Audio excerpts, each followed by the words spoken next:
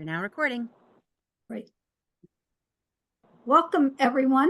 I'm Maria Volpe. I'm a professor at John Jay College of Criminal Justice at the City University of New York, where I also am director of the Dispute Resolution Program. It's wonderful to see all of you here today at our 276th breakfast. As I've often mentioned, these breakfasts started in the aftermath of 9/11, when the World Trade Center was attacked, and New Yorkers were eager to communicate with each other. We met in person at John Jay College until March 2020. Since April 2020, the beginning of the pandemic, we have been meeting via Zoom, and it's absolutely terrific to see people from around the world joining us every first Thursday of the month. These sessions are recorded and posted on the websites of the co-sponsors, the Association for Conflict Resolution of Greater New York, better known as ACR-GNY, and the City University of New York Dispute Resolution Center at John Jay College, known as the CUNY DRC. Each month, these breakfasts are organized and facilitated by a wonderful group of colleagues, including Matthew Latimer, Nikki Borofsky, Chloe Choi, Sherston Pugh, and with our amazing administrator at ACR-GNY, Elise Bradshaw, who prepares all of the publicity for us. We are so delighted each month to have speakers joining us, times from around the world, much beyond New York, where we started, and thank those who have previously presented for helping us to find new speakers. So a shout out to Cindy Noble, who was a former speaker from Canada, who shared with us a wonderful suggestion to include Blaine Donais as this morning's speaker. Thank you, Cindy. Before we turn it over to Nikki to introduce Blaine, I'm going to ask Sherston to share a few comments about ACR-GNY, one of the co-sponsors of this morning's event. Sherston? Yes, thank you so much, Maria, and good morning or good day to wherever you are in the world. Thank you for joining us. So ACR-GNY is a very proud co-sponsor of the Roundtable Breakfast, and we are midway through our annual conference. And so as I mentioned earlier, I see many, many familiar names. So thank you to everyone who's on this call right now who is already participating in the conference. If you haven't but have meant to register, there's still time. Nikki just put the link in the chat. And we have 2 more days. At the rest of today and tomorrow are all virtual. And also, in case you can't make all of the sessions, they are all going to be recorded so you can watch them later. And it has been just a really meaningful and powerful couple of days. We have folks from all over the world, practitioners, scholars, students even. So we're getting sort of the new and cutting edge voices in the field. So we do hope you will join us, and also a sincere thank you to everyone who has already been participating. Thank you. Thank you, Sherston. And now I'm going to turn it over to Nikki Borofsky, who is truly amazing in being the glue behind the scenes here, who, as you can tell, posts virtually everything of relevance that's coming up in the chat. Nikki, it's all yours. Thank you so much, Maria.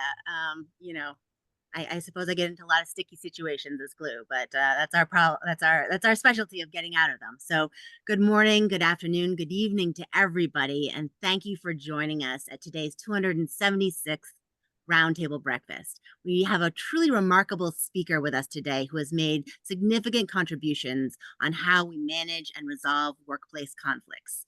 Blaine Donais is a seasoned labor lawyer, a theorist, and a practitioner in workplace conflict management. He is the author of several influential books, including Workplaces That Work, Engaging Unionized Employees, and The Art and Science of Workplace Mediation. His work has been praised for its practical guidance and deep understanding of workplace dynamics. And when you hear him, you'll understand why. As the president and founder of Workplace Fairness International, Blaine has dedicated his career to improving labor management relationships and creating fair and productive work environments. His organization provides sustainable solutions for resolving, managing, preventing workplace conflicts, emphasizing fairness and equality. Blaine is also an adjunct professor of workplace conflict management at the University of Toronto's Centre for Industrial Relations and Human Resources, where he shares his knowledge with the next generation of professionals, of which many of you are members. And he has served as a board member at the ADR Institute of Ontario and as co-chair of the Chartered Mediators Assessment Committee. Today, Blaine will be joining us to discuss the evolving world of workplace conflict resolution. And over the past decade, he's going to just tease out how our approach to managing conflict and dispute has changed. He's going to identify some new definitions for framing conflict as a manageable risk. And I really like what he's said in a couple of talks that I've listened to in the past about how really conflict is opportunity. And I think we'll get to dig into this.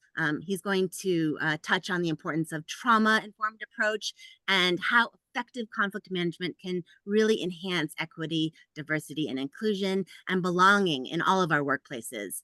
So this is just a snippet of what's to come, and there are actually special benefits for those of you who stay and listen with resources that Blaine is going to provide to the attendees of this.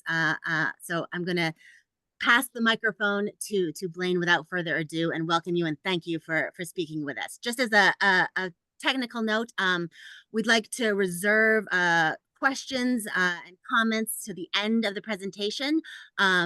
There's going to be a PowerPoint which will be made available afterwards where the posting is online.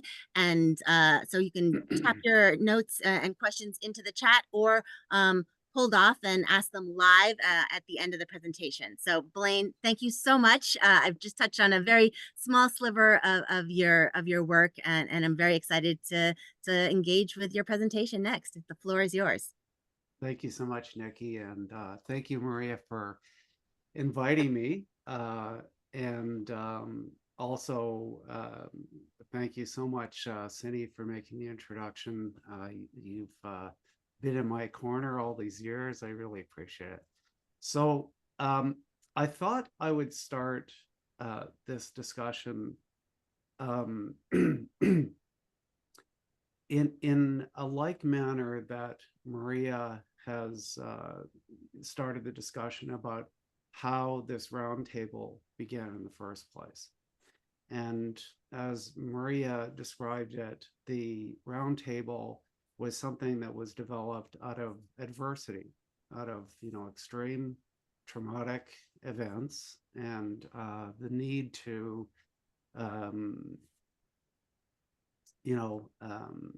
for us to get together and share our experiences and grow together and find belonging together. I got involved in this work because I started thinking about world events, what's going on in the world. And I always wondered, how is it that we find ourselves tolerating such injustice around the world? Now, that might sound like it has absolutely nothing to do with the workplace context. And this is what I'm going to talk about for the whole session, is the workplace context. In my thinking about this, I discovered something. So as we know, workplaces around the world are legally constituted autocracies. This is the state system in which workplaces work. I'm not saying that to, in a pejorative way or in an ideological way. I'm stating a fact. This is how workplaces are structured in most of the world. So when we think about autocracies, what happens in autocracies, or what are the vulnerabilities in autocracies? Vulnerabilities related to fairness, to the lack or the limitations on the rule of law, the application of rules to different people with different classes within a state. The same applies to the workplace context. And it has occurred to me, and I'm going to share with you a theory about this as we move forward, but it has occurred to me that those of us living virtually half of our waking lives in the workplace context are socializing ourselves to how should I put this? To tolerate injustice and oppression around the world. And how do we socialize ourselves in that way? One of the things that we're going to talk about is the assimilate response to unfairness in the workplace context. So it occurred to me that the contribution that I could make and that my organization could make, Workplace Fairness International, is a contribution to advocating for fairness in the workplace as a way for us to resensitize ourselves to what is going on around the world, and to empower us to feel like we have agency to act, in this way. I know this sounds somewhat cerebral, but in practice, this makes a lot of sense to me as we move forward. I'm going to share with you a PowerPoint presentation in a few minutes, but what I'd like you to think about as it relates to the very things that we are dealing with as conflict management professionals or ADR professionals or whatever we want to call ourselves, to think about conflict and think about how it's characterized, because this is actually a key to our understanding about what is going on in workplace settings around the world as a reflection of what's going on in our societies in general. And I just want to reiterate something. For most of us, not all of us, but for most of us, we spend half of our waking lives in a workplace context. And so while we say we live in free and democratic societies, there is some cognitive dissonance that we all sort of face as we move into these contexts. This is beginning to be recognized actually by regulators, by states around the world. And I'm going to get into that as well. But one of the challenges in this regard has to do with how we define conflict. So I'm just going to begin with my PowerPoint presentation here. Let's see. And my apologies, opening at the beginning. And then I need, sorry, the meeting stuff is all in the way here. Shoot. just a second here. I just gotta.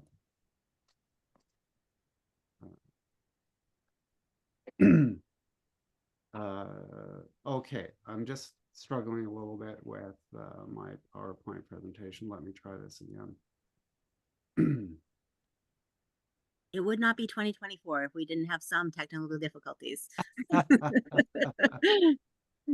oh boy. Okay, so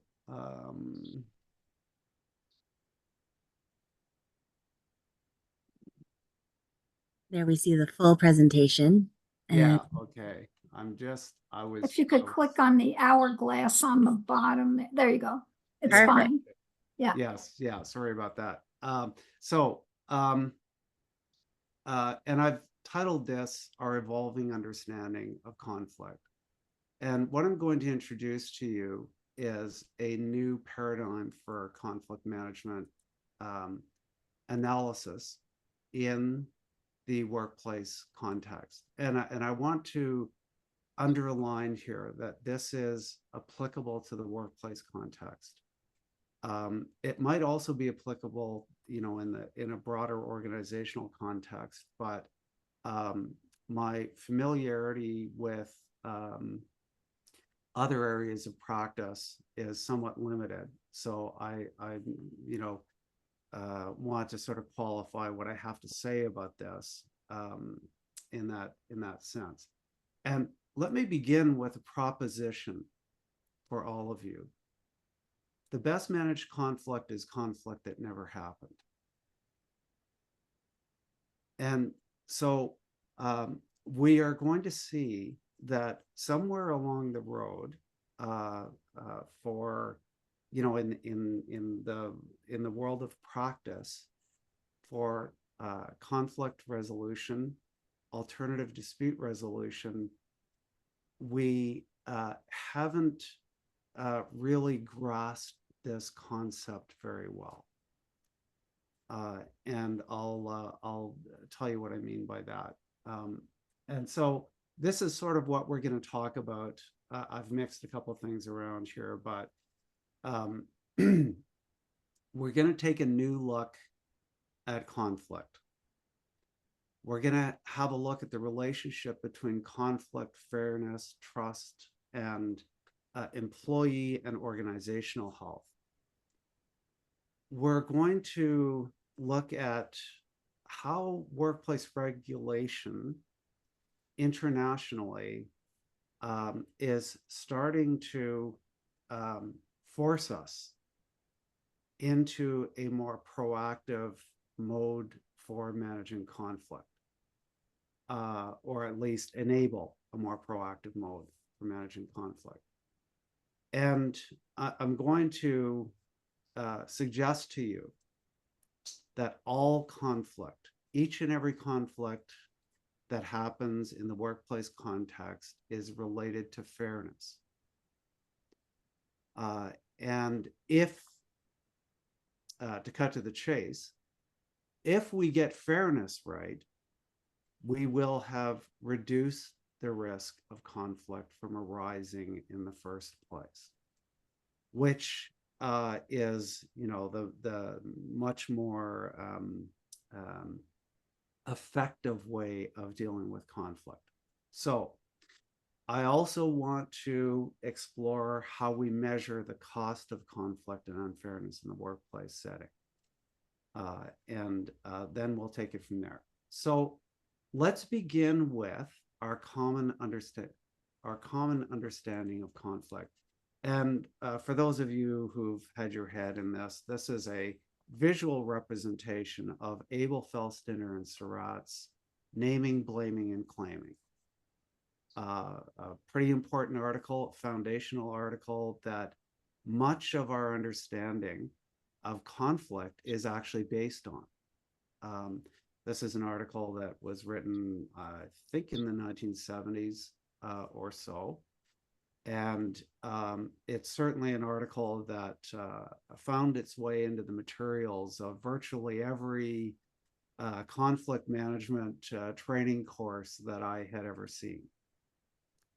So there's a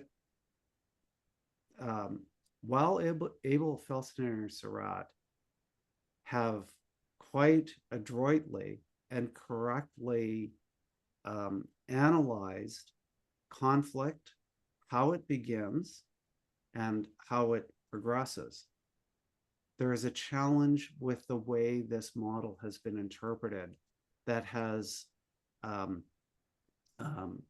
more or less dictated how we manage conflict today. So let's begin with how conflict begins, with a perceived injurious event. This is 3 words: perceived, injurious, and event. And for those of you who listen to my talk with Jane Bedall, we spent a good half an hour talking about these 3 words. However, according to Abel, Felsenstein, and Surratt, for there to be a conflict as we recognize it, the event has to be named, a person other than ourselves has to be blamed, and then a claim must be made.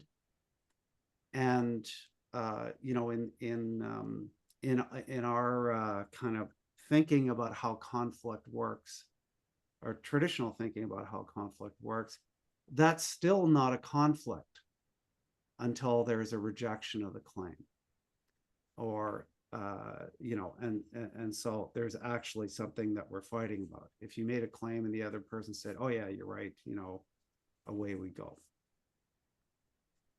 In the workplace context, the problem with this modality in understanding conflict is that virtually 80% of all conflict is not even recognized to exist. It doesn't exist because it's not manifest. And I'll put it to you that most conflict management professionals, myself included, for many of my years, and even today,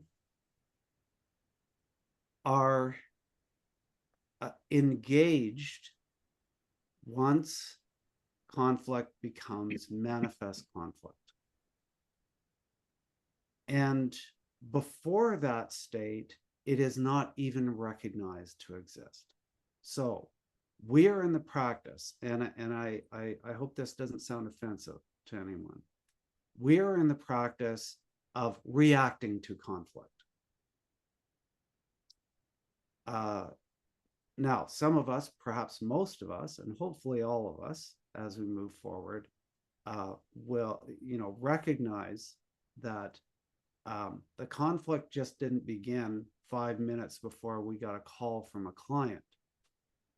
That we know that there are sources of conflict, and if we want to help the client and we want to help the workplace, we need to dig into that.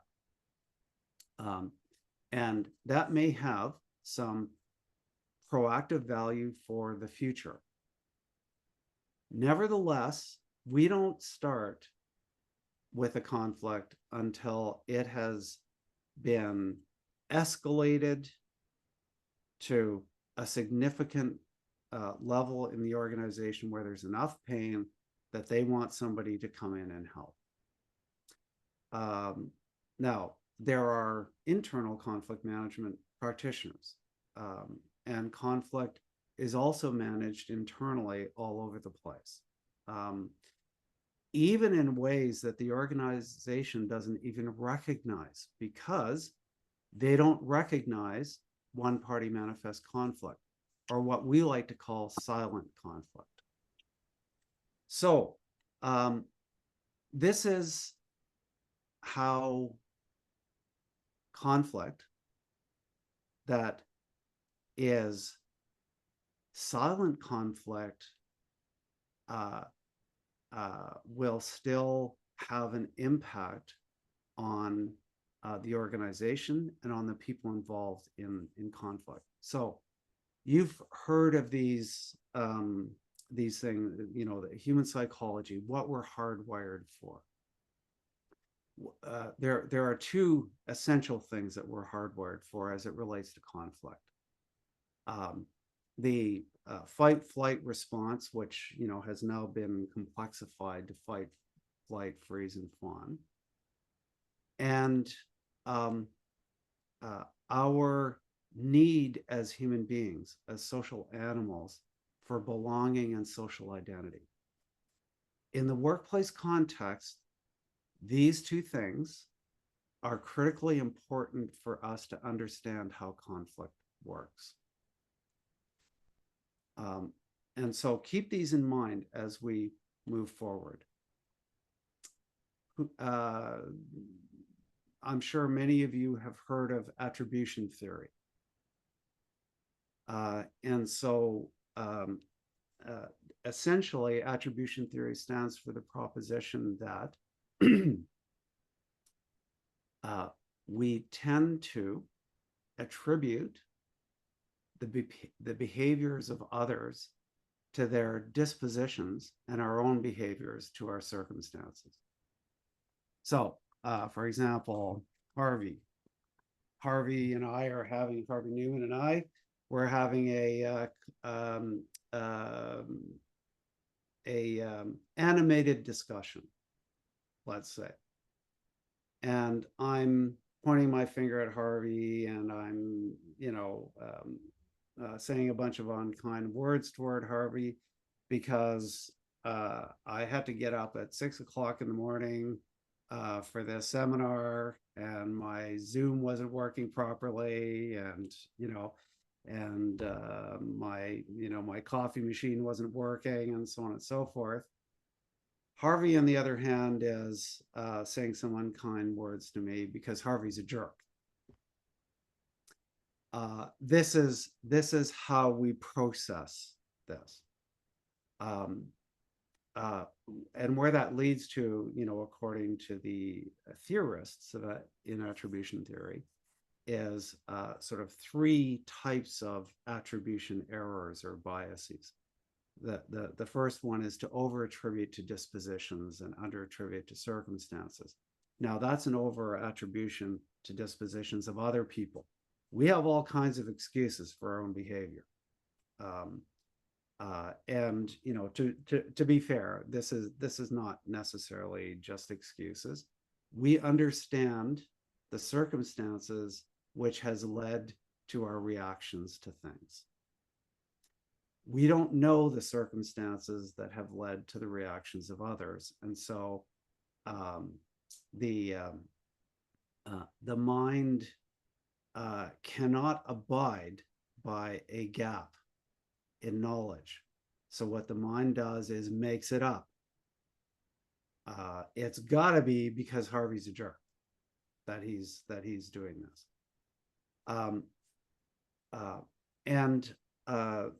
The third bias, which is equally important and in my view probably most important in the workplace context, bringing us back to our need as social animals for belonging and identity, is intergroup attributional bias. So what's going on here is that conflict, perceived injurious events, which lead to silent conflict, begin to manifest themselves in a whole bunch of different ways. And I'll put it to you, manifest themselves before they become what we traditionally describe as conflict in the workplace setting. Rubin, Pruitt, and Kim, in the book Social Conflict, described 5 transformations of conflict that happen. Now, guess what Rubin, Pruitt, and Kim were talking about as it relates to these 5 transformations? International conflict. conflict between states, conflict between, at an international level. When I looked at this model, I found that it fit perfectly with my experience about how conflict works in the workplace setting.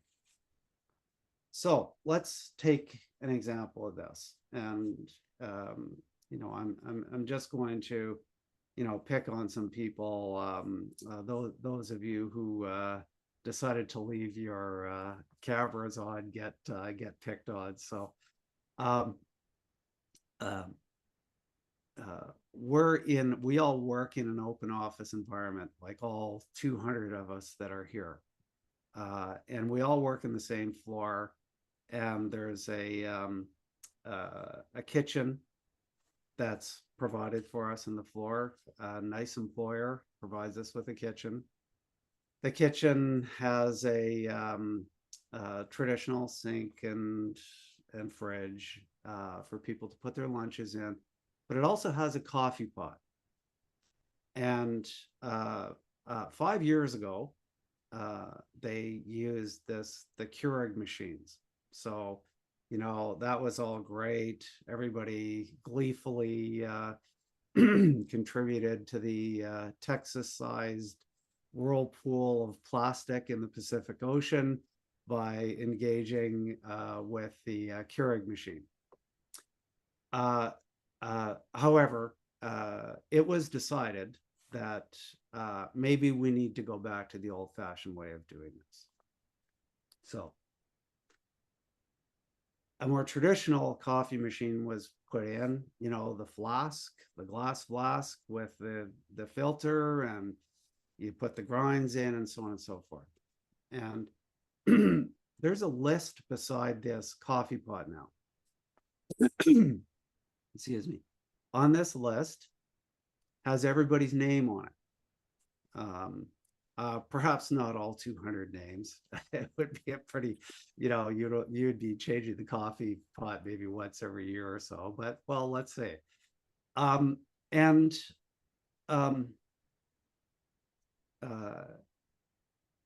Nikki, it is Tuesday morning after a long holiday. After you had this really nice trip, to maybe go skiing and that sort of thing, and you probably had too much to drink, and so you wouldn't do that, no. And so you show up at 8:30 in the morning with your favorite coffee mug in hand, and you go to the coffee machine, and the coffee filter hasn't been changed. There's a bit of coffee in the flask, but there's also a half an inch of mold on top of it.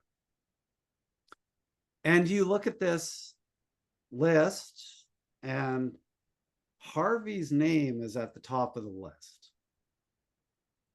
So what are you thinking right now? Harvey didn't do his fair duty in cleaning up the coffee maker. Okay. So Harvey didn't do his duty. That's a pretty good frame, actually. What's behind this is Harvey's irresponsible, right? Harvey's not caring about others. A transformation of this conflict has already happened. Look, you haven't even talked with Harvey. And a transformation in this conflict has already happened. This silent conflict, because you haven't told Harvey. So what are you going to do? Well, I'll probably clean the coffee maker and feel a little resentful while I'm cleaning it, and maybe go talk to Harvey and ask him why he didn't clean it. Okay. So now we are going to have this, this interchange with Harvey, and I need to put words in your mouth, Harvey. I'm sorry, and just forgive me for this, because I know you would never say this, but Harvey says, yeah, I don't even drink coffee. I don't know why my name should be on the list. And besides, that's women's work. So now what are you going to do? Be taking contemporaneous notes and reporting him to HR for misogynistic harassment. Okay, so two transformations in this conflict has already happened. Now it is now, because you went there first, it is now a conflict as it has been described. But let's just back up for a minute. Let's say that Harvey is the director. And let's say that Harvey is the person that evaluates your performance. And let's say that Harvey is the person that can fire you at any time. Now let's back that clock up. And now what are you going to do? I think my first instinct would be, in light of his comment, to think about all the other things that have happened in my interactions with him and that I've seen him do in a slightly different context, to see if this little revelatory aside imparts a kind of greater framing or lens on other things I might have seen or heard or experienced, both firsthand and as a witness. And my kind of attorney brain will start to function to think about how I can rebalance the power imbalance with a good record of instances, or we'll see. Okay. That's what's one possibility. I'm in my attacker mode. Okay, so another transformation has occurred. Because we backed the clock up, you haven't even talked with Harvey. But another transformation in this conflict, or escalation in this conflict, has occurred, even though it's not recognized as a conflict yet. And that is the transformation from small to large. The issues are starting to proliferate here. You're now thinking about the 10,000 other things that Harvey isn't, taking responsibility for, and so on. You've made, so the first transformation was from specific to general. So in other words, you attributed Harvey's behavior to his disposition. The second transformation was from small to large. And let me suggest to you that while this may be how the lawyer brain works, here's my experience with what really happens in the workplace context, especially where there are power relationship issues, which, by the way, the vast majority of conflict in the workplace context involves inequalities of bargaining relationships, inequalities of power. And so the more likely thing to happen is the first transformation is always going to be specific to general. You're going to make negative attributions about his behavior. The second one is more likely to be from few to general. In other words, Nikki is going to go to her posse in the workplace, and Nikki's going to say, that Harvey, look at what he did this time. And Nikki, what is your posse going to say about that? Oh, yeah, you're right. And that's happened to me too. Yeah. Yeah. Oh, yeah, you're right. You're right. The reason for this is because Thank you. Good morning. because we are social animals. And because we find belonging in our group identity. And how does group identity work? So the positive side in group identity is that we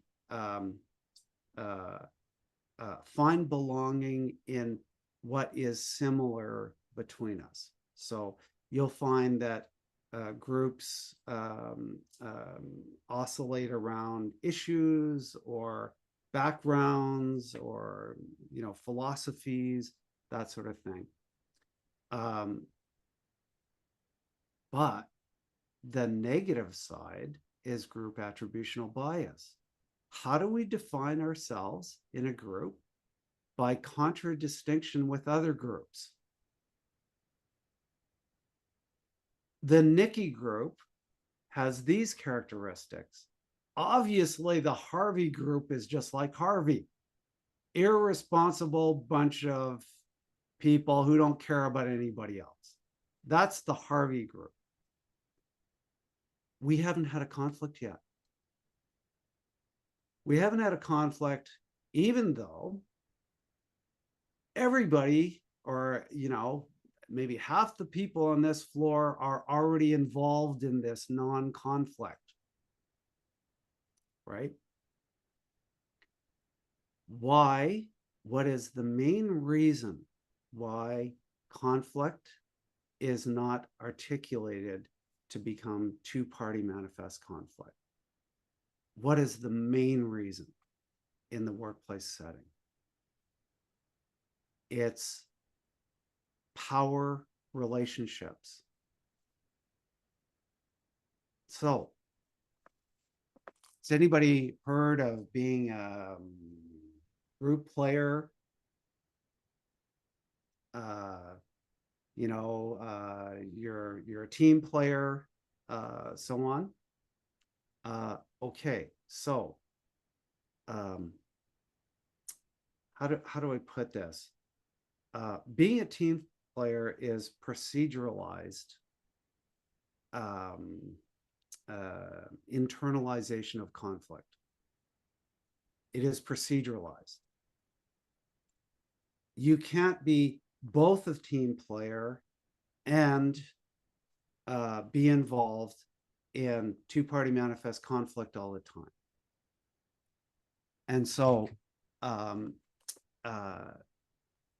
so first of all, as a part of our group identity, we tend to, you know, we tend to talk about conflict within our sort of our sphere, or talk about perceived injurious events within our sphere. But we're somewhat reticent to raise issues in a more formal way. But of course, also, probably the biggest reason why we don't articulate two-party manifest conflict is because of the power relationship between us and the people we may be in conflict with. And, you know, this, again, I want to, you know, this might sound like an ideological statement, but in my experience as a conflict management practitioner over the last 25 years of my life, I can estimate that 80 to 90% of all conflict happens not between equals. And so now we're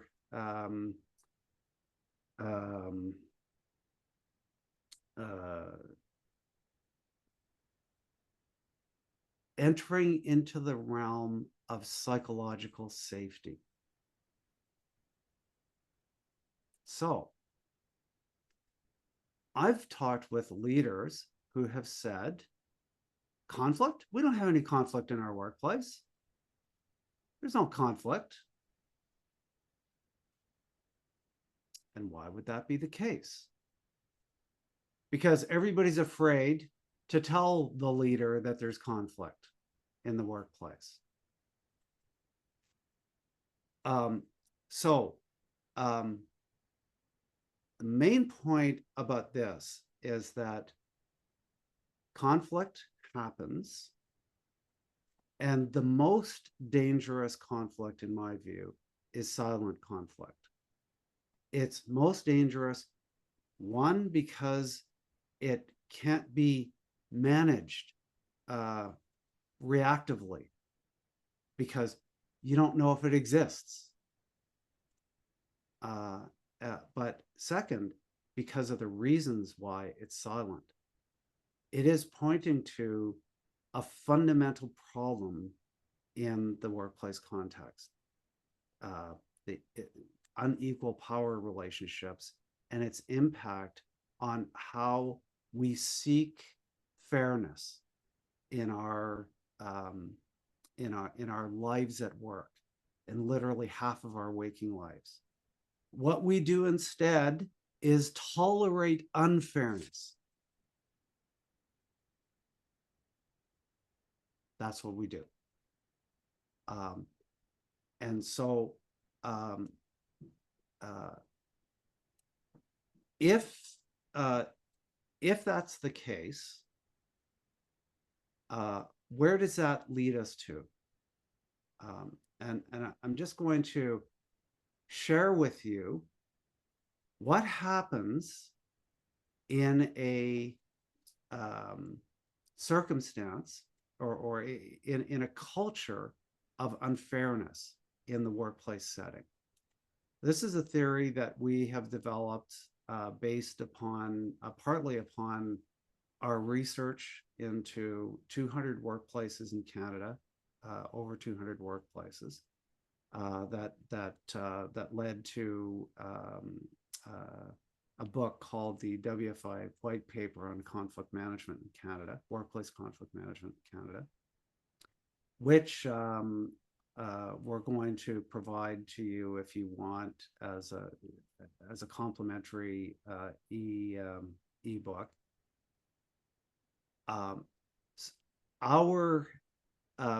In our review of typical responses to perceptions of unfairness in the workplace, this is what happens.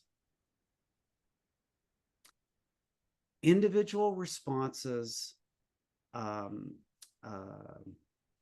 depend upon two major considerations. The first consideration is quote unquote loyalty to the organization. And the second consideration is our confidence in our alternatives, either internal or external alternatives.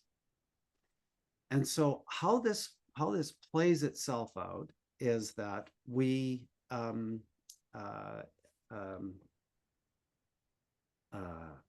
respond to unfairness in four extreme ways. And I'm going to talk about the 20% of people now when I talk about these four extremes. The first extreme is a low loyalty, low confidence response, which we call the internal exit response. Internal exit: absenteeism, presenteeism, the new word for it now, quiet quitting. I know that HR professionals looking at the books see this as a huge cost item, and they can't even see how huge it is. That this comes in the head down range, but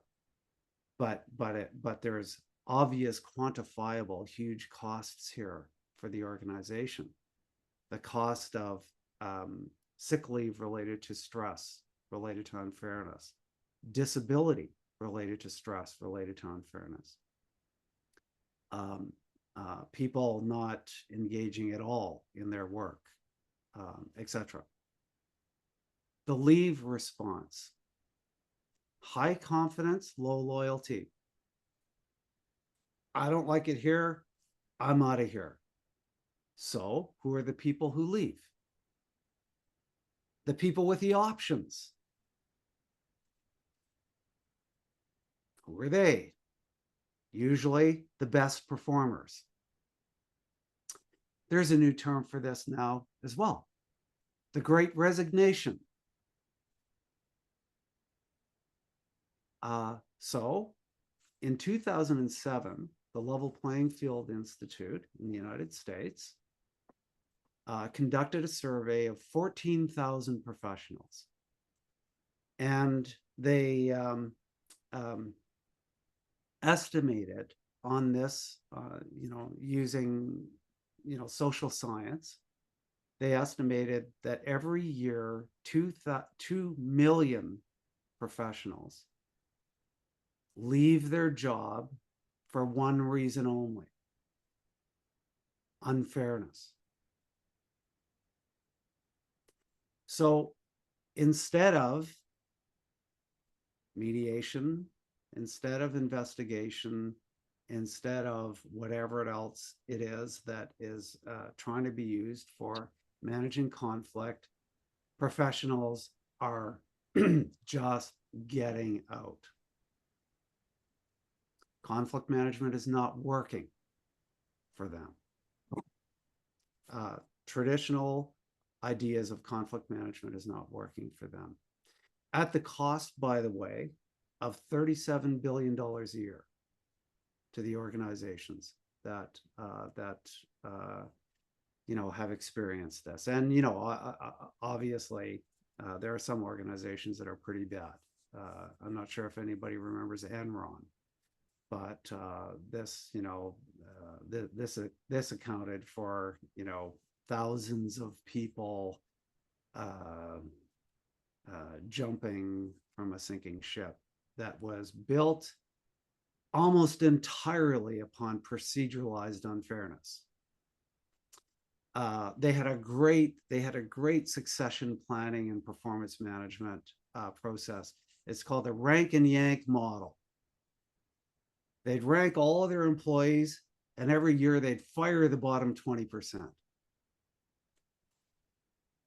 What they found fairly quickly was the top 20% were leaving too, because they didn't want to live in that kind of a toxic work environment. Now, let's come to the response that has propelled almost all the work that I have done in this field: the assimilate response. I see what success looks like in this organization. If I want to succeed, I will emulate the behaviors of those who are succeeding. I am successful in this organization, and how I become successful is that I promote in my own image. That's how I become successful. The assimilate response is a powerful, stabilizing force for unfairness in the workplace context. Some have even compared it to the Stockholm syndrome. You are actually changing the way that you think, as though you're brainwashed into thinking that unfairness, that dog eat dog, might makes right, that these are the things that workplaces should be based on. That's an assimilate response. If there's any hope for an organization that is demonstrably unfair, it's in the next response: the challenge response. Now, what does the challenge response require? It requires a relatively high level of loyalty to the organization, not necessarily the present leaders, but to the organization itself, and a high level of confidence about what their options are. So I've seen primarily two places where the challenge response happens in a demonstrably unfair organization. The first response is often is senior leadership who are either pre-existing senior leadership in an organization that has moved toward unfairness, who are looking at this and not recognizing the organization that they have worked with, that they have loved and been a part of, devoted their lives to, and they feel a need to say or do something. And the second type of senior leadership are leaders who are new entrants into an organization of unfairness, who are looking around and going, this doesn't look like any other workplace I've worked at. And, I would like to see a change. I'd like to do what I can to change. And what's the worst they can do? I was looking for a job when I found this one. So away we go. And then, of course, there is the challenge response that is most feared, I've heard, especially in the United States. Unionization. This is a challenge response to unfairness. Over the course of the many years that I've worked in this business, I have spoken with literally thousands of union organizers. There is not a single one of them that would disagree with this proposition. The best organizing tool is an unfair employer.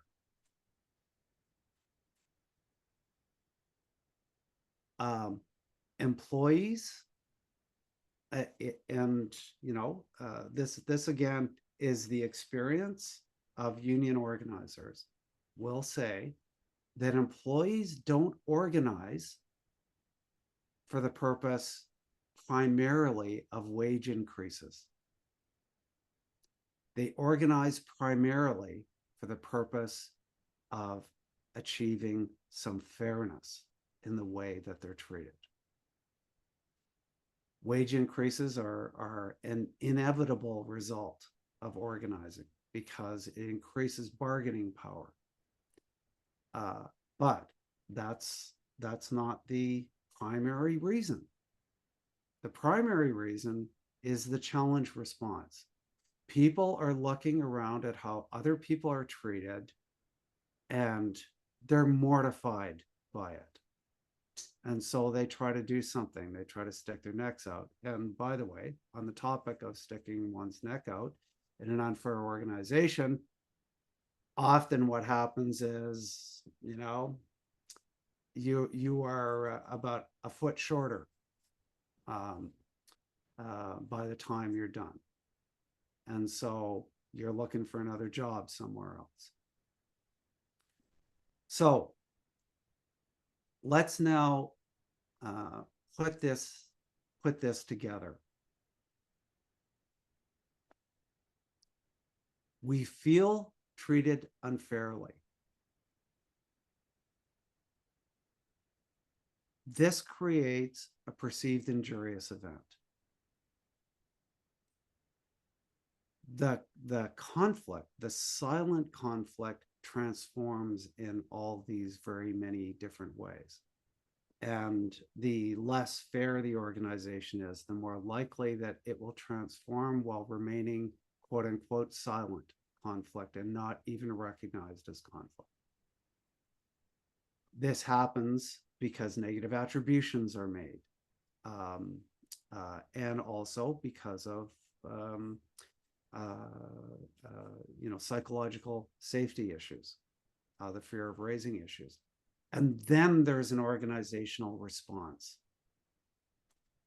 By the way, while we talked about those four extremes, and a lot of angst has gone in from HR departments around the world about those four extremes,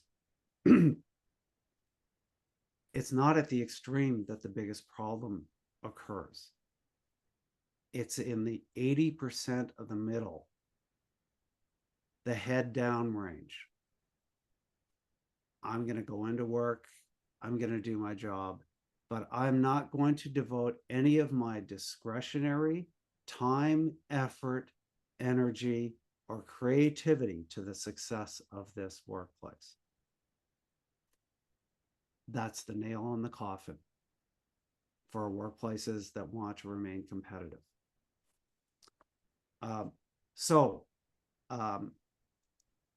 What can we get out of this? Our definition of conflict,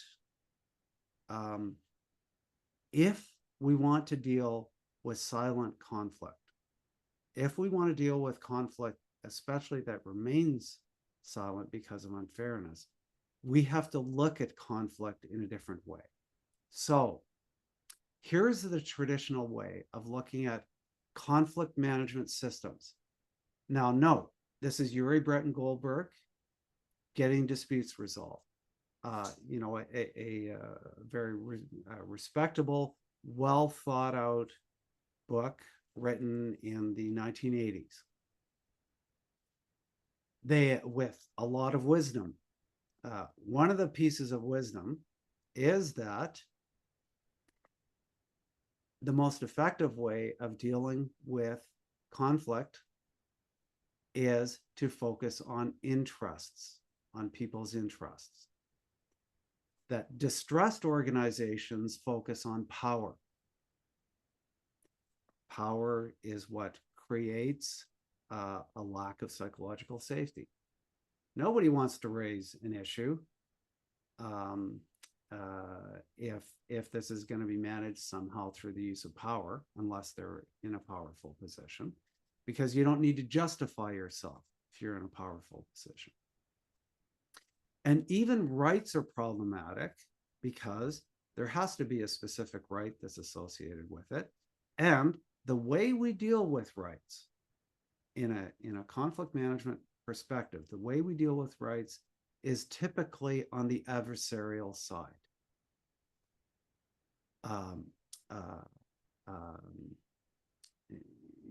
Litigation is rights-based conflict management. Investigation is rights-based conflict management. Strike lockout is rights-based, well, maybe it's power-based conflict management, but grievance arbitration is rights-based. And we knew way back in the 80s, because Uri Breton Goldberg told us that none of those things work very well. Pretty clear. What's the problem with this? 80% of the conflict is not even mentioned in this approach. It does not account for the vast majority of conflict that happens in the workplace, which is silent conflict. You can't talk about your interests until you're talking about manifest conflict. So, to put this another way, we used to call our organizations alternative dispute resolution organizations, and ACR was one of the first organizations that substituted the term dispute for conflict. And I think that was quite prophetic of them to do so. However, the bigger problem is on the issue of resolution versus management. You cannot resolve a silent conflict if you don't know it exists. So how do you manage conflict? The best way to manage conflict is to make sure it never happened in the first place. And so this is why in our sort of research, this is what we have come up with in terms of conflict management options in the workplace. Because we know that conflict arises out of perceived injurious events. Perceived injurious events often arise out of negative attributions associated with a lack of information about what the intentions of others are. We think communication is a key to reducing the risk of conflict from arising in the first place. So let's come back to the coffee pot. Okay, if we could turn the clock back a bit, what would we do with this coffee pot incident? If we knew that this coffee pot incident was going to start causing silent conflict that's going to manifest in all these ways, what would we do? We'd probably look at this as a system. How is this system working for achieving fairness in the workplace? On its surface, it should be pretty good. You know, it should be that everybody has a turn, everybody's treated equally. You know, what's the problem here? That should be considered to be fair. The problem is that there's a relationship between involvement, influence, and engagement in perceptions of fairness. So instead of the boss coming and creating this list and putting everybody's name on it, one of the approaches that would be used is at a staff meeting, there would be a discussion about how do we do this. And if you're effective in creating the staff meeting being a safe place for people to raise issues. By the way, the staff meeting is one of the most important conflict management options in the workplace. Hardly ever talked about. It is potentially the most effective conflict management option. When we look at silent conflict, a staff meeting that provides that where people feel safe raising issues, talking about them, even arguing about them in a structured way, is going to reduce the risk of conflict from arising, and might even have reduced the risk of this coffee pot situation turning into conflict. Why? Because there would have been agency, there would have been involvement. People would have felt that they have some say in how this is working. This is not something Workplace Fairness International invented. Costantino and Merchant, in designing conflict management systems, that was their whole point. Who cares what you actually come up with? The process is the result. So communication and what we call health-based forms of managing conflict. And what we mean by health-based forms is essentially engendering a safe work environment where people feel safe, where they feel valued, where they feel, healthy, and where they feel that they can raise issues, they can talk about them, and things can be managed productively. And so when we think of the traditional things that go into a conflict management system, we now have to recognize that that's actually a very small part of the actual system. And that literally everything we do in the workplace context, just to go forward here a bit, everything that we do in the workplace context has the risk of creating perceived injurious events. This is where we have arrived at the relationship between fairness and conflict. People who feel that they are in a fair work environment where they feel treated fairly are likely to have a lot less conflict.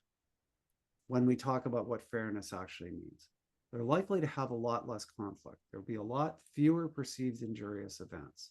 There'll be, where there are potential injurious events, there'll be fewer negative attributions. There'll be less transformations of the conflict.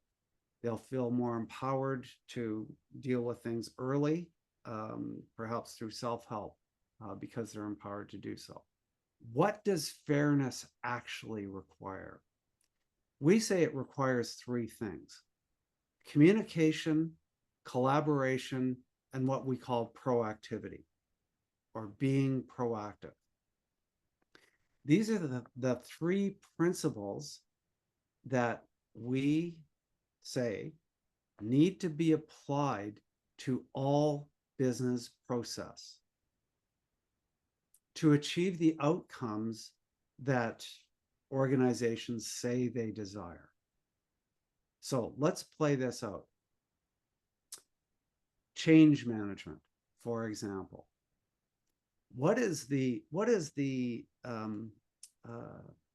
you can actually read a 1,500-page book on change management, or you can just follow this simple principle: involve those most involved in the change itself. So where people feel that they have some agency related to this change, where they have potentially some say in how that change is going to work, often change is foisted upon us. But this is not WFI saying this. This is change management professionals saying involvement is the key to effective change management. It is the key. Communication. People fully understanding what this change is, what the reasons for the change are, what the intentions of the organization are for making this change. Collaboration, providing opportunities for feedback about this change, for discussion, for the what ifs, and have you thought about this, and so on and so forth. And also, equally as importantly, having those discussions before you make the change. Proactivity. Applying these three principles to relationship management, change management, conflict management, resource management, managerial decision-making in general, learning and development, recruitment, organizational investment, this is likely to reduce the risk of perceived injurious events that arise from this, because people will understand the reasons for the decisions that are being made. They'll understand the intentions of it. If it's done proactively, they'll feel some agency before decisions get made. They might not like the decisions, by the way, but they won't feel treated unfairly. Not liking a decision is not a conflict. Feeling treated unfairly is a conflict. And so organizations say that these are the things that they want: productive relationships, diversity, inclusion, employment, engagement, well-managed change, all of this stuff. This is how they get it.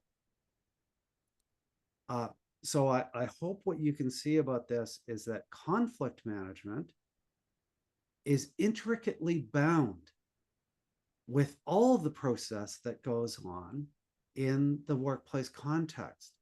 And so as a conflict management practitioner, you might find yourself entering into the world of change management or relationship management, entering into the world of coaching on managerial decision making. How do you make these decisions? Well, we know this. We do this all the time. Half of us, probably half of us in workplace conflict management, devote a great deal of our time to leadership coaching. That's what we're doing. What are we telling leaders to do? Communication, collaboration, proactivity. Demonstrate that you value people. That's what's going to succeed. That has everything to do with conflict management as well. Because while people feel valued, they are more likely to give you the benefit of the doubt when a decision is made that they might wonder if this is going to be a perceived injurious event for them. Let's come back to Nikki and Harvey. Now, Nikki and Harvey, even though Harvey's been the director, Harvey hired you. You guys socialize every now and then in an appropriate way. You socialize. You've supported each other time and time again through difficult decisions, different work. Harvey's always been in your corner. Now, you come on Tuesday morning and you look at this situation. What's the first thing that's going to come to your mind? Maybe more of a what happened than What happened? yeah. Harvey, what happened to Harvey? Did he go on a skiing trip too? And did he break his leg there? Is he okay? This is not like Harvey. He's a very responsible person, right? Exactly the same thing happened. But because of fairness and perceptions of fairness, we have interpreted it in a different way. Okay, now, let me suggest to you that there is a proactive way of accomplishing this, that organizations can actually be assessed for fairness. And this is the work that we've been doing in the last 15 years, is developing a model for assessing organizations for fairness. And we've called it a bunch of different things. Our focus is on conflict management. But as you can see, of course, this involves pretty much everything that the employer does. But what's our sort of model? So first of all, our model is an engagement model, because we take seriously what Costantino and Merchant have said. The process is the result. So we want to make sure that workplace participants, leadership and workplace participants, are engaged in whatever assessment process that happens. This is not just a paper exercise where you do some tick boxes and you're good to go. I mean, you can do that, and that might improve the conflict management system somewhat, but it won't achieve some of the measures that are important to a conflict management system. So this is kind of, this is the content of workplace fairness assessment: understanding conflict and its sources, identifying the conflict management system, including things that nobody ever thought was conflict management, like staff meetings, or like the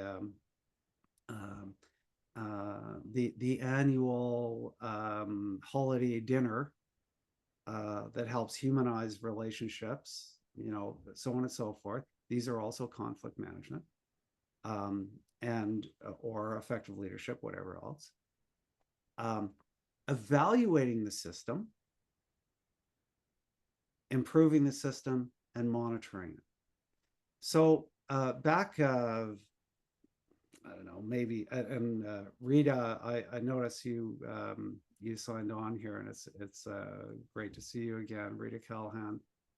Rita and I had discussions like maybe about 10 or 15 years ago about the work that she, was doing in conflict management systems analysis and design. And this was a really vibrant, important work that was going on. And for some reason, at least in Canada, I've found that organizations have lost their way on this. They're not doing this anymore. They're back to conflict. What is conflict? Oh, conflict is inevitable. You can't do anything about conflict. Let's have an investigation thing, because maybe that'll reduce the risk of litigation later. That's our idea of conflict management.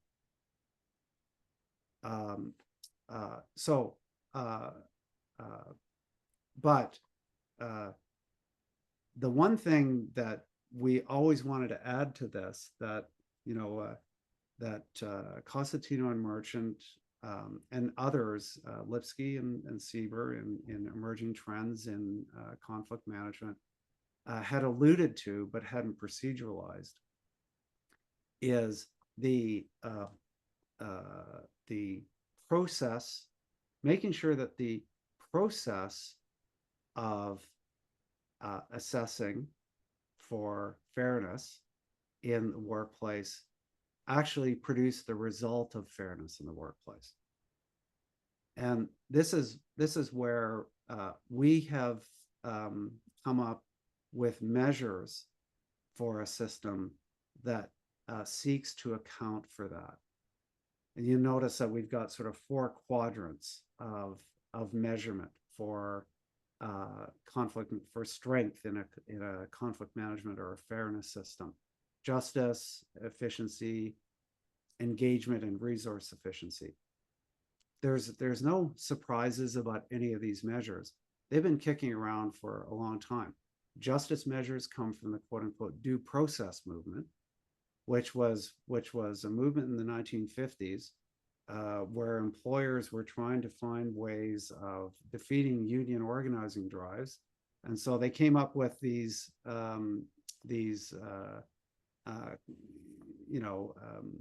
due process measures in their workplace to try to replicate union grievance arbitration procedures and so on.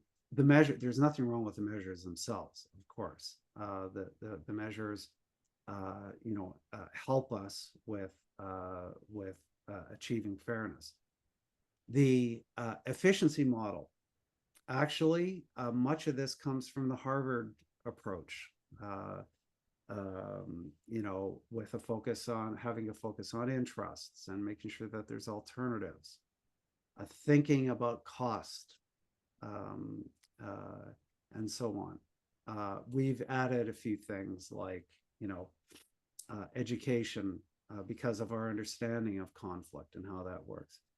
And then participant buy-in and involvement. Cosentino Merchant talked about that quite a bit. And finally, Lipsky and Sieber, in their Emerging Trends, made quite a bit of allusion to this last category of measures, about what resources you're devoting to the management of conflict in the workplace. And one of the things, in my read of the book, one of the constant litany of failures in designing conflict management systems is that organizations would spend all kinds of money in the design phase, and then they wouldn't implement half the stuff. Or if they did implement it, there wouldn't be any continuous improvement. So all this money that they spent ended up being like a $200,000 book they put on their shelf. And so, also if we're thinking about what fairness means, It means taking your own evaluation seriously, committing to continuous improvement. There was a really good video on this about Saturn, the car that GM produced back in the 80s and 90s. You know, just this wonderful approach that they used to come to the design of and production and sale of these cars led to, you know, top rated cars for about 5, 6, 7 years. And then it all fell apart. Why? Because of lack of continuous improvement. Okay, now, I just want to suggest to you that a fairness system has to include an understanding of equity, diversity, inclusion, and belonging, and the principles associated with that. And what I've sort of put up here, you know, is the kind of extreme at which the lack of these things become problematic, and that is in intersectionality. And so, how does a fairness system ensure interconnected identities? How does it deal with overlapping systems of oppression? And how does it deal with the complexity of social inequality in the workplace setting? Etc. So one of the lenses that we want to apply to these 21 measures has to, you know, include these concepts. And that will tell us something about how we assess. So it's not sufficient, for example, in a relatively homogeneous organization to send a survey out and say, you know, how is access to the system, or how is support for the system for you? You get 90% of the respondents who are, you know, whatever, Caucasian, male, middle-class respondents say, oh yeah, works perfectly fine, no problem. And then you have that 1 or 2% of, you know, whatever it is, members of equity-seeking groups saying, no, this is not working for me at all. What's more important here? The system has to be for everyone. It has to work for everyone. And what that means is there's a difference between equality and equity. And so this is why we have defined workplace fairness as equity of concern and respect, because proceduralizing concern and respect is different for different groups. If we want to take this seriously, there's different power relationships here associated with it. Trauma-informed principles and the process of workplace fairness assessment. We know that because we are dealing with conflict, we are dealing with people who have suffered trauma. Why? Does all conflict produce trauma? Some might say, oh, that's ridiculous. Of course it doesn't. Well, let's look back at the definition. Perceived injurious event. What's the injury? It's usually not you got your hand chopped off. It's usually psychological injury. Psychological injury causes trauma. Now, we don't know how much trauma. And, you know, for certain sort of low grade psychological injuries, our own innate resiliency will manage that as time goes on. But we don't really know what we're dealing with. So these are the phases that we would use for a workplace fairness assessment. Organize, assess, design, implement, monitor. Nothing particularly new about that. But we want to make sure that the trauma-informed principles are also applied to this. So if we're doing assessment, there has to be safety for people to participate. They have to feel safe. We use assessment and design and implementation and monitoring as a way of enhancing empowerment, voice, and choice for those involved. We often have multiple access points for whatever assessment process we get involved in, etc.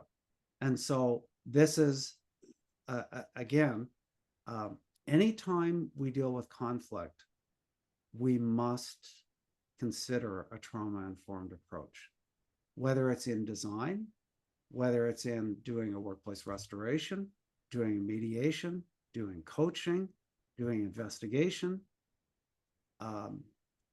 even potentially having a staff meeting.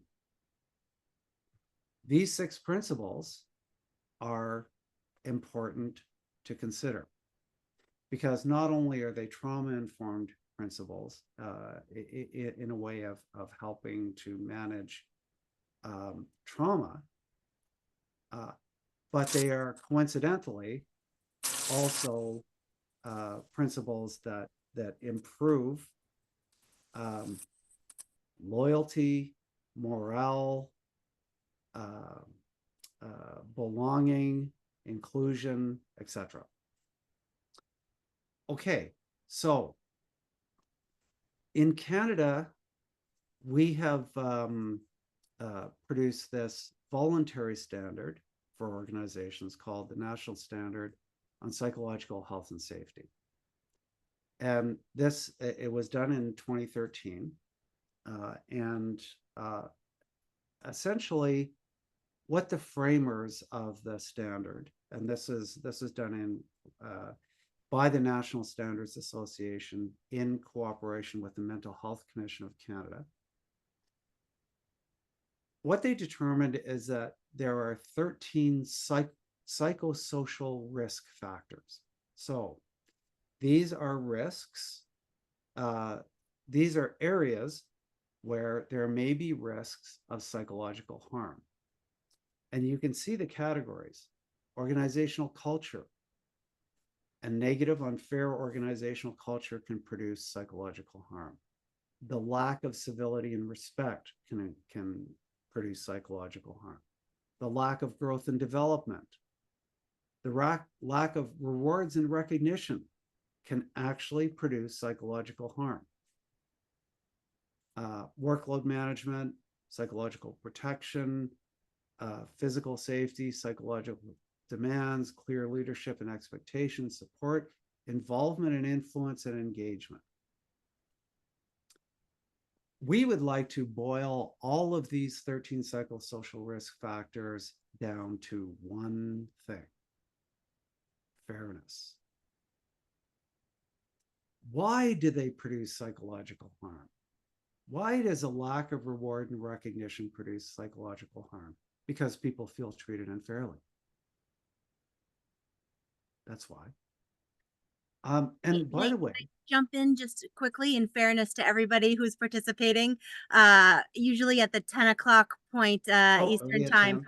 We just acknowledge anybody that has to jump to an additional, or a previous engagement. And I want to invite you to everybody who can to stay on and thank you a little bit preemptively for an amazing conversation, and not cut you off, but just acknowledge that some people might have to jump, and hopefully they will be additionally invigorated and motivated to check out the rest. It's like a bit of a teaser on the recorded session. I don't want to cut you off, but I do want to acknowledge the time constraints that we're under. Okay, thank you, and I apologize for that. I haven't been keeping track of the time. And so let me then move on to, so first of all, what I hope you have gotten out of this is that managing conflict is very complex, but it is also very simple. It's way more simple than people think it is. All that's required to reduce the risk of conflict from arising is fairness. All that's required is communication, collaboration, being proactive. From an organizational context, this is all that's required. Applying those three principles to the things that the organization does will enhance psychological health and safety, will reduce the risk of conflict. So having said that, can the cost of unfairness be assessed, and can it be managed? We had to ask ourselves that question, and I know that there's cost of conflict tools out there that are pretty good. We decided we want to see if this actually works. So we took a case study. It's a small health food store chain in Ontario, and we applied a cost analysis tool that we've developed on the basis of many measures that are already out there.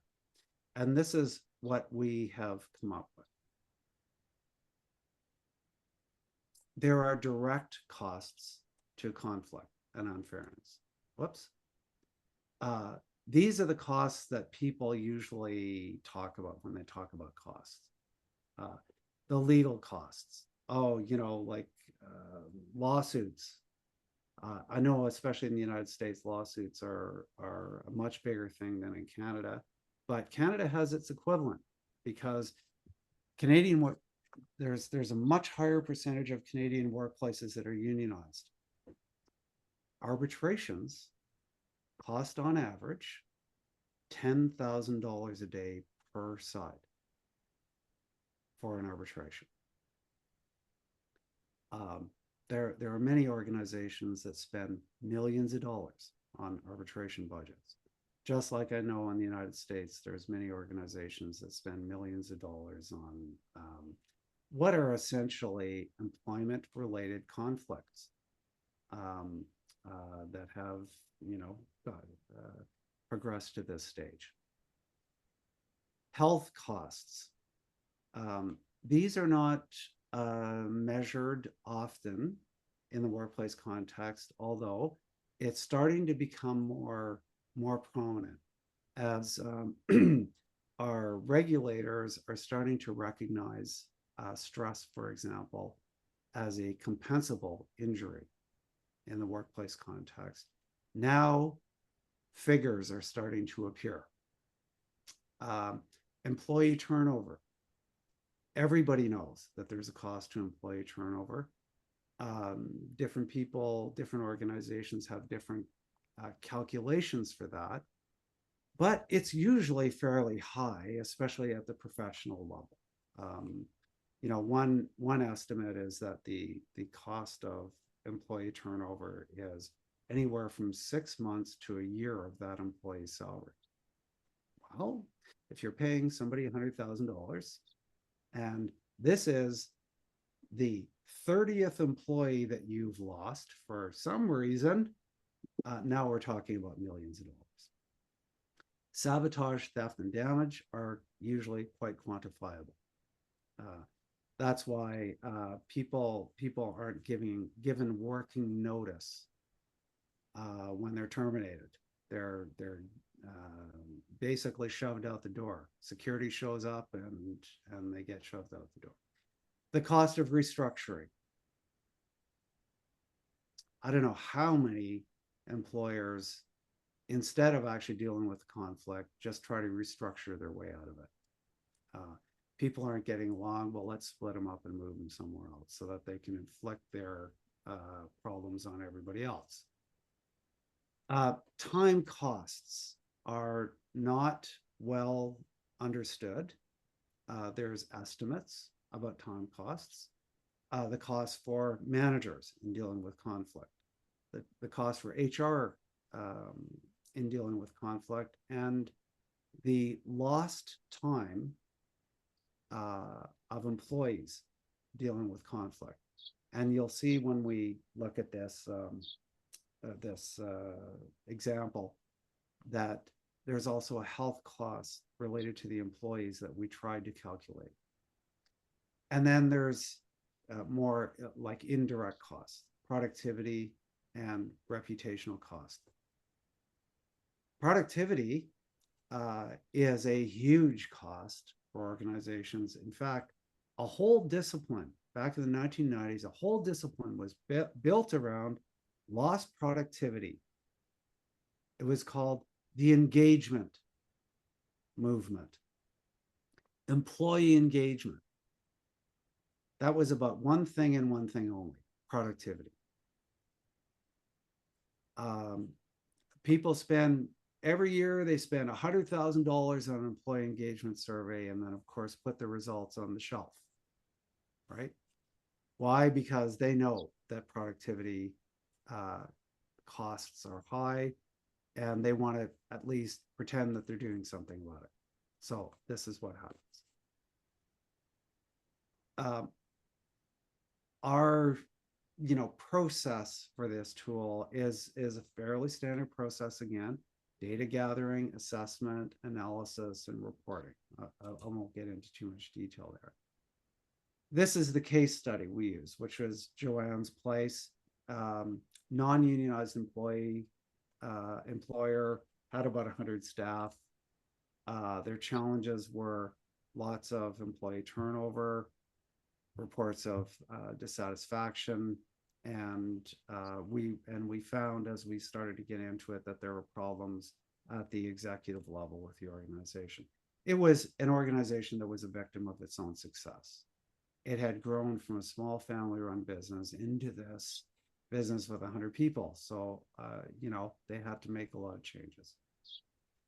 This was we went through the process with them. This is the action plan that came out of it. A lot of it really directed at fairness and creating safe spaces. I won't get too much into that, but this is how we measured the cost.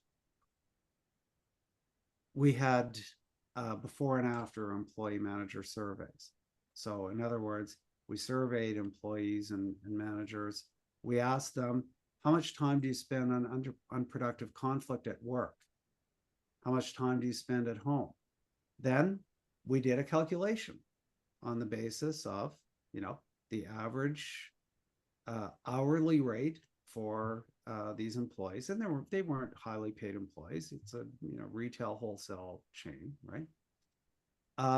We also had HR estimate the direct costs that we talked about there, and also to calculate the cost for dismissal, termination, non-unionized workplace, higher turnover.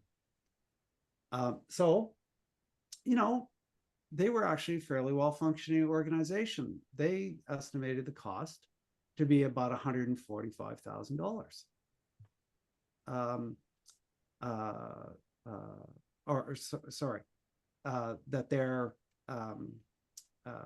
That their costs were about $145,000. And we had thought that through this process, we could reduce their costs by about 20%. As it turned out, the costs reduced were considerably higher than that. They estimated, we did this over a 5-year period, and they estimated, that their total savings over that 5 years was $355,000. Just by doing some, fairly small things. They hardly had to do much in terms of investment to get there. They saved about $100,000 a year. Okay, so for any of you who are, more interested in that, well, we can sort of, take that on. I just wanted to finish off by saying that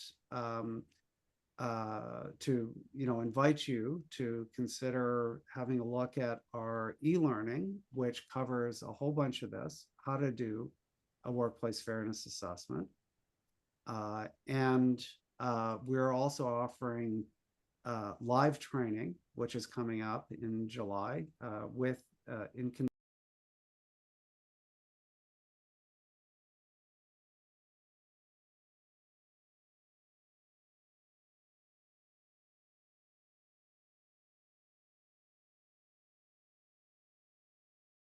workplace fairness community. And so, feel free to, you're going to have the slides, feel free to look into this and take it from there. Now, so my apologies for the the length of the presentation. If there's any questions, I'd be happy to answer. Before we do anything else, Blaine, thank you so very much from all of us. You probably have not been seeing the very busy chat here, but there's been gratitude expressed by everyone who had to leave for meetings, and we're deeply appreciative of all of your knowledge, skills, talents, and time this morning. So thank you. In the interest of everyone's time, how about if we turn off the recording, which we usually do at the end of the formal presentation. So Nikki, if you can turn off, and we'll stay on till, is it okay to stay on for another few minutes, Blaine, till Sure, yeah. 10:30 cutoff for anyone who needs to know, when we're going to officially sign off this morning, and open it up for any comments, questions, compliments, you name it, for Blaine. All right, I'm going to stop the recording now so you can be even more freewheeling with your questions. Thank you so much.